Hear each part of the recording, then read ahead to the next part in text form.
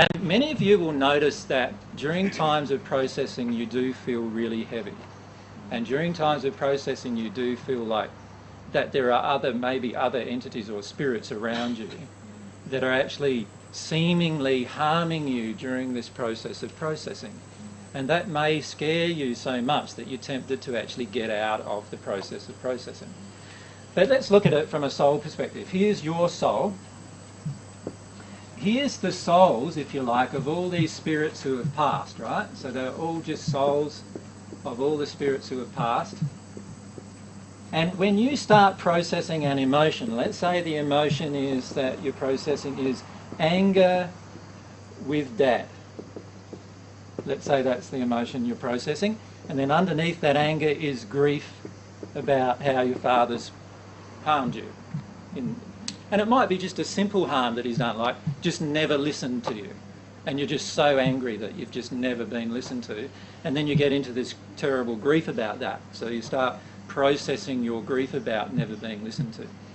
What that happens is your soul emits this energy, and it actually is different coloured energy. Different colours actually emit from you as you're processing an emotion.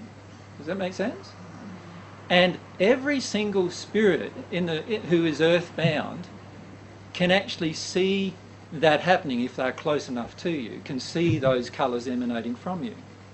Now, if those colours and the emotion emanating from you happens to mirror their emotion, they will rush to you. Does that make sense?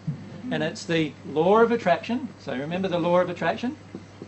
It's the law of attraction at work, which will attract those spirits to you while you're processing that emotion. Now, it has the effect of heightening your emotion in many cases. So let's say I'm really, really angry with Dad, and there's a heap of women spirits in the spirit world who are really angry with their fathers, and then you get angry with your dad and you start expressing your anger. Let's say you're beaten with a baseball bat, a punching bag or something like that, and you start expressing your anger.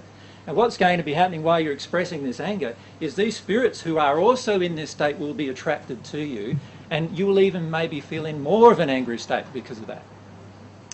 But bear in mind that it's still because of the emotion that's inside of you that that's occurring.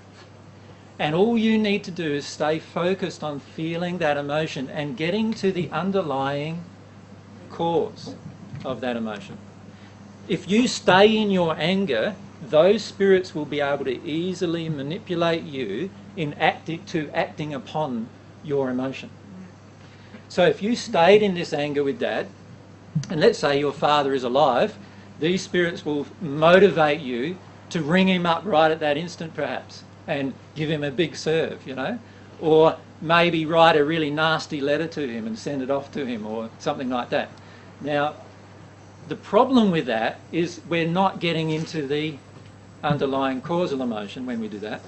And when we get into the underlying causal emotion, if any of these spirits don't want to get into the causal emotion of their own, they will leave you straight away. And all that will be left around you will be any of these spirits who can see what you're doing now, and then they'll twig themselves and they'll say, oh, right, that's what I need to do. I just need to cry about this, For many of them, it doesn't strike them until you actually doing it right in front of them. And then they actually connect themselves to their causal emotion, and they will often then be around you later, but around you like learning from you rather than impacting upon you and affecting you. But the angry one, so let's say these two were angry, but this one was ready to deal with her grief. Well, these two, once you connect to the grief, which is the causal emotion, these two will leave you, and this one will probably remain around you and cry with you. Does that make sense? Yeah. What's going on there?